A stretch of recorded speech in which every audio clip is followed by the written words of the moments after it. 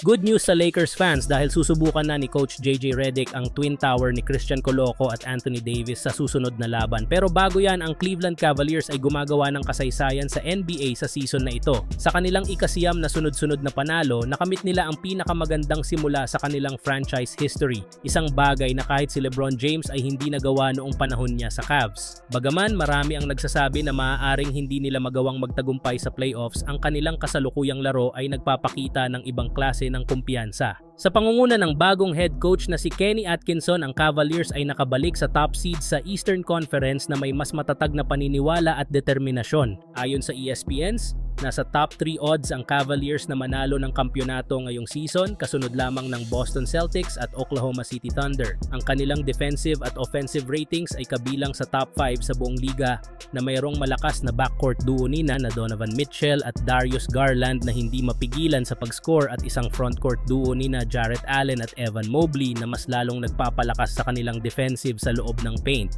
Kahit na ito ay 9 games pa lamang, kitang-kita na ang kanilang kakayahan na maging dominante sa bawat laban. At sa ngayon sila ang natitirang team sa NBA na walang talo.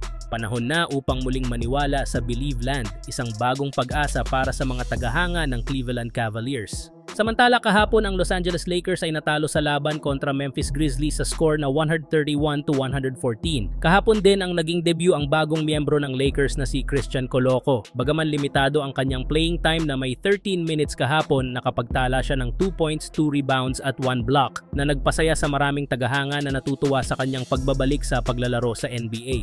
Maraming NBA analysts ang naniniwalang nararapat bigyan si Coloco ng mas mahabang playing time ng head coach na si JJ Redick.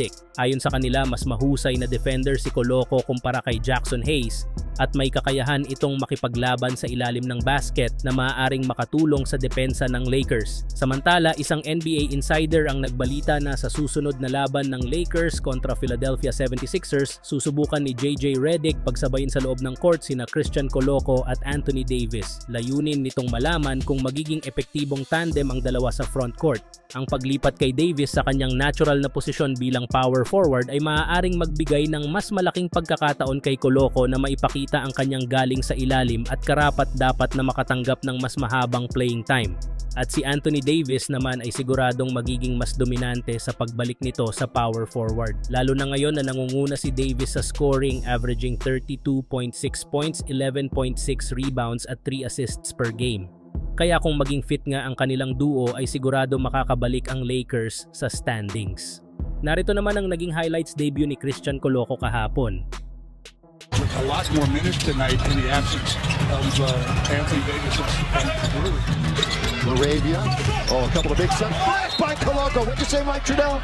That's what he does. He protects the rim. It was nice help by Coloco as well. Steele was able to retreat and get to the ball to make a clean block. Yeah, timed beautifully.